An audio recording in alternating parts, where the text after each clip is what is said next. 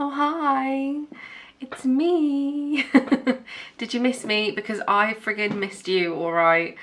Oh, it's been a long COVID recovery and I am so excited that I am actually able to work again, because let me tell you, while my body might not have been working, my mind has been racing, and I have been dying to record the August Q&A for weeks and weeks and weeks now. So I'm so happy that I get to do it today, just at the end of September. But hey, right, I tried my best. So for August's Q&A, we were talking everything about products, techniques in applying products, different products you could get, and how they work and all of that kind of stuff. So let's just jump into the first question. The first question is from the lovely Laura, which are, what are basics you'd say are must-haves in any makeup bag? And I think you know what I'm gonna say, Laura. I know you do, in fact. I don't think there's any such thing as basics in a makeup bag. It really depends what type of makeup you like, and also what's your favorite parts of makeup, right? So I'm thinking of my nanny, my nanny, who is 84, 85. She is a Nivea face cream and, is it Maybelline or Max Factor lip stain girl, and has been for years. Like, she doesn't feel right unless she's got a face cream on and she's got a lipstick in. So those are her basics, right? For me, for example, my basics would be kind of eyeshadow, because my favourite thing to do is eye makeup and eye makeup adjacent things. So I wouldn't be bothered so much with the lipstick. So it very much depends on your favourite parts of the makeup that you like to do. But I suppose what I would like to kind of change this question into ever so slightly is how I would encourage you to buy products that can be used for multiple purposes. So you know, I am a big slow beauty advocate, and what I mean by that is like not buying in every release, despite how good the packaging looks and everything, but really using what you've got to achieve multiple different looks and different, like for example, using a blusher as an eyeshadow, these kinds of things, because powder pigments are powder pigments and they can be used on different parts of the face. So what I mean by this is things like eyeshadow palettes that have nice big pans in them and that are super pigmented, like this. And this is a good palette I quite like, because I use all of these as blushes, not just as eyeshadows. And I know that's an intense pink, but the reason I say go for pigment, go for something that's very pigmented, apart from maybe if you're a beginner and you're a little bit worried about going too hard with your colours, like by all means buy something that's a little bit less pigmented. But for the sake of slow beauty and getting the most bang for your buck and kind of having a makeup bag that can be multi-purpose, look at that. Oh, something that is super pigmented means that I can go the whole hog and go super duper duper pink, right? But then I can also go a little bit less. So while that might seem scary for you as a blush, what about this? And then let's look, I've still got more on my finger. What about this? Right? And then like these, because they're super pigmented, obviously do your own research around things that are eye safe and lip safe. It's a little bit different depending on where you are and the different rules that apply. But hello, I'd like to put eyeshadow on my lips because it's so pigmented, it acts as a stain. So pigmented products with big eyeshadow pans, because you can get your blush brush and other brushes in there, are excellent. Also, it means that if you decide to turn your eyeshadow into an eyeliner by using a, oh my god, what's it called? Literally just blanked. Come on, mixing medium, thank you very much. when you wet a part of the eyeshadow, it doesn't really work in the same way as that nice powdery thing, because it kind of develops a bit of a crust. But if you have a nice big pan, then you can sacrifice a little corner of that pan to be wetted and used as an eyeliner, right? So you can really get a lot out of them. The other thing is, like, buy a very pigmented foundation, so a full coverage foundation, right? Because what's a concealer? It's just a more full coverage version of a foundation. It has more pigment in it. So you can take that foundation, you can use it very, very strongly as it is, you know, formulated and super pigmented to work as a concealer. But you can also sheer it out with a little bit of moisturizer, or a little bit of, like, you know, those lovely pearlescent primers that you get, right? So it's making all of these products multi-purpose that can really, really, really work. And also things like liquid blushes, even like lipsticks that are like squeeze out or pump out products. Those will last longer because you are not contaminating them with bacteria. For example, if you use a lip gloss that has a doe foot applicator that you're taking out, putting on your lips and putting back in, you are introducing bacteria into that product. Same things with like mascaras. So you can only have that open for so long and then you need to throw it in the bin. However, if you've got a lip gloss tube with a squeeze that squeezes, then to make sure that really no bacteria gets on it, you can squeeze it onto your hand or something and then go from there. Same with a lipstick, if you can squeeze that onto your hand and then go from there, then it's going to last much longer because it's not going to get contaminated. So that's my very lengthy answer. You know, it's never going to be simple with me, right? I've always got like a little bit more to say. But yeah, I think there are must-haves in your makeup bag to really stretch out the product that you have, because to be honest, I've had this palette for years. Yes, and I know that there are expiry dates with powders and stuff, but I don't really observe them with powders. Because you can clean them with alcohol really easily, and I can always tell you about that if you want. But what was my train of thought? Yes, I've had this for years. Look at it, not even hit pan, babe. And I use it for blush and all sorts. That's a highlighter as far as I'm concerned, as is this one. Yeah, you can really get multi-purpose with your products, and that is what it's worth doing. So I've still got my COVID cough, so excuse me.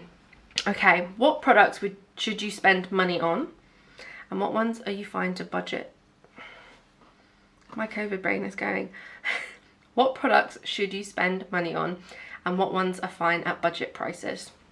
Well, if we were talking maybe 5 years ago even, then I feel like this would have a clearer answer. But to be honest, everything can be bought at budget prices now, because the makeup industry is just a completely different beast than it used to be, and it is so good.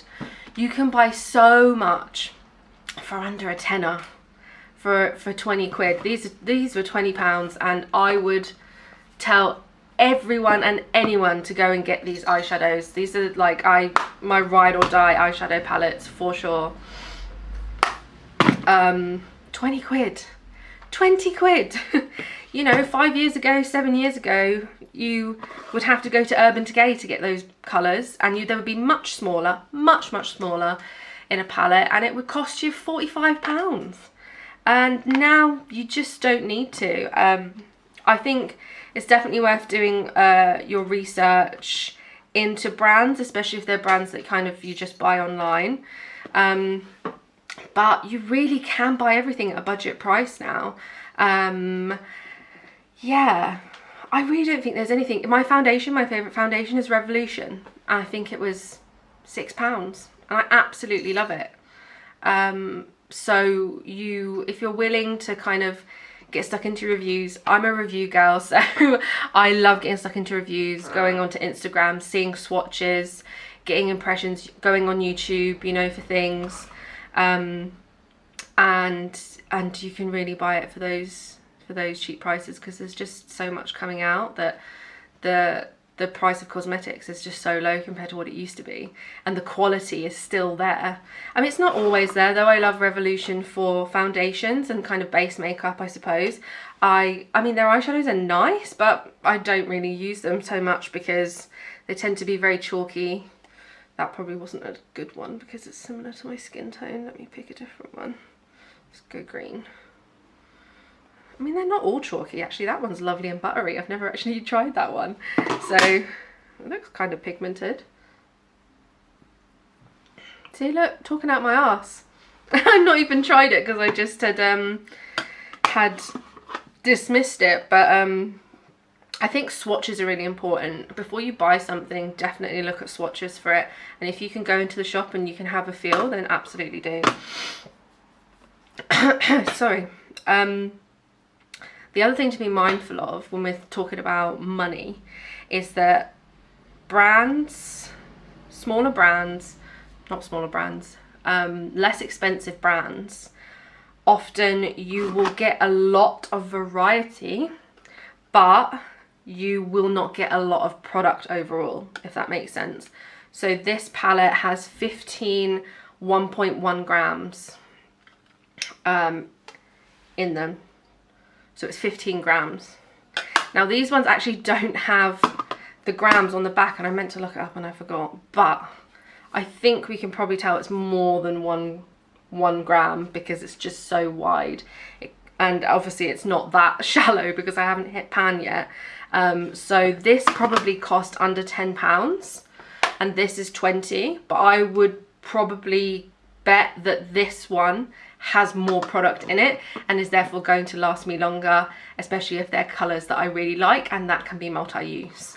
So definitely check weights of things. This is especially important for things like lip gloss and lipstick, because I don't have any examples of my own, but I saw a video the other day where if you take the bottom sticker off of a lip gloss, I think it was a Makeup Revolution lip gloss actually, and you compare it to a higher end, I think it was a Fenty lip gloss, you can see that the particular packaging that the cheaper one has been put in is was a lip gloss tube that has a distortion on it, so that when you look at it from the side, it looks like it's wall-to-wall lip gloss and it's completely full, exactly the same as the higher end one. However, when you take the sticker off the bottom and you look at them, like, you know, like rather than like this, then you could see that the lip gloss inside the cheaper one, there's barely any of it, because it was in a packaging that gave the illusion that it was full when it wasn't. So that's quite an interesting one, and I'm going to be looking at that kind of stuff a little bit more because I didn't know about that, but it makes a lot of sense. So that's how to kind of think about money when it comes to makeup in that slightly different way. And Laura has also asked my fave go-to brands, which I've kind of like given you I've already started that, but Juvia's Place for powder pigments, for eyeshadows, for blushes are just,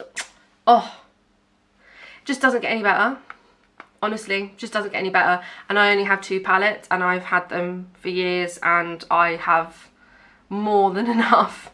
I absolutely love them. Every single shadow is just so gorgeously pigmented. This is my favourite one, this one here. Look, isn't that just me? Oh my god. I have hit pan on that one until I like that one, but it's matte. I think what I really like about Juvia's Place shadows is that its shimmers are absolutely gorgeous, so buttery, so pigmented, not a lot of fallout. Although there is fallout in the matte shades, I expect that a little bit more, so that's okay. But they are still quite buttery and super pigmented for matte shades, and that is hard. That can be quite hard because sometimes, you know, you'll pop your eyeshadow brush down or whatever you're using to put your eyeshadow on and it just kind of sticks there and it doesn't blend, and these ones blend out really nicely. My go-to for my colourful mascaras is Ciate, C-I-A-T-E. I will put it below as well. For my colourful mascaras, love those. The other place I have gotten colourful mascaras from, which I really like, is Kiko. Kiko can be good. I like Kiko's makeup remover, it's really good. And then, like I said, Makeup Revolution for base products and things like cream pigments, which are like a multi-use product. They've also just come out with some kind of like, they're like paint tubes almost of makeup that you can use, lips, cheeks, eyes and stuff. So I really like Makeup Revolution because those things you would usually get from really, really big brands that are expensive and artist brands like Makeup Forever, but Makeup Revolution kind of do those types of things as well. So I really like them for that and for kind of seasonal products. And then I haven't really found a replacement for my favourite liquid lipsticks, who were by he who shall not be named. So at the moment I use Maybelline for liquid lipsticks and I quite like them, but like I need to find my brand for lipsticks again, basically. Our final question is from Heidi, who asks, what's the difference in application between natural and synthetic brushes, or aren't there any? Difference? Well, obviously natural brushes are made with animal hair. They tend to be more expensive because they tend to be handcrafted. And I actually watched a really great YouTube video showing about how they make natural paint brushes and makeup brushes. So I might link that somewhere if I can find it. It's really very interesting, but you can see like these are people that have kind of honed their craft over years, because it is a very complex craft. So I understand why they're more expensive. Obviously the hair is getting farmed from specific types of animals as well, like sable and I think it's blue squirrel, goat hair. And it all needs to be like a hair that the hairs need to be similar size, and oh my gosh, yes, it's very, very involved, so they are more expensive. And I know that natural brushes are often like people like to use them for powder products because the hair tapers like, you know, our human hair does, so it's not a blunt end, which some, well, I would say probably years ago, synthetic brushes were kind of blunter, so they wouldn't give that lovely blending quality that's similar to kind of our hair, because it's what's the word? Natural hair is porous and has like lots of different surfaces. It's not just like one blunt surface, if that makes sense. So they are very good for blending and powders and things like that. That being said, with synthetic brushes, which are all essentially plastic, synthetic brushes have come so far in the past 5 years that honestly, I can't tell the difference. I went and looked at my brushes and I was like, I'm not even sure which ones are natural and which ones aren't. And I have collected brushes over the years, so I'm sure I've got some natural ones. But do I tend to go for one that I think is natural versus one that's synthetic for powders and things? No, because synthetic brushes are just so good now.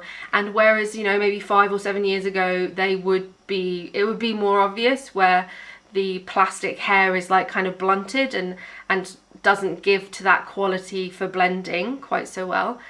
Not anymore. They are just so good now. So although there is a difference technically, I don't think that there is any difference that you really need to worry about when it comes to applying your makeup and buying brushes.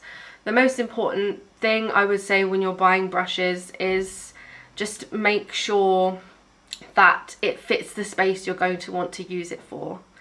So not every eyeshadow blending brush is made equal. Hold it up to your eye and make sure it fits the area that you want it to work on. Same with your cheek, because we all have different shapes and things in our faces, right? That would be my top tip with brushes. Don't worry about the material so much. I just don't think it's a concern for now, really. But if you have any more specific brush questions, then please ask me, and I can definitely do like a video on brushes and like what I use for wear and my kind of tips and tricks and stuff, so that's no problem, I could do that. A big thank you to all of my lovely patrons that have sponsored this video. I thank you so much for sticking with me through COVID when I wasn't able to post anything. I really appreciate you so much. Thank you. And I would love it if you would consider joining my Patreon if you liked this video. We do all sorts of fun things and definitely getting back into the swing of things. Thankfully, I've got a live tutorial tonight where I'm going to be doing a gorgeous autumnal jewel toned makeup, which I'm very excited about, which is going to be really good. And obviously we're coming up to October, which I'm going to go hard on because I fucking love Halloween. I love Halloween. So I'm going to be doing a video every single week, which is a first. And you'll see some of them on YouTube and then some of them will just be for the Patreon. So I will definitely share some more information about that in my little update, which will be coming probably next week. And thanks for watching. Mwah!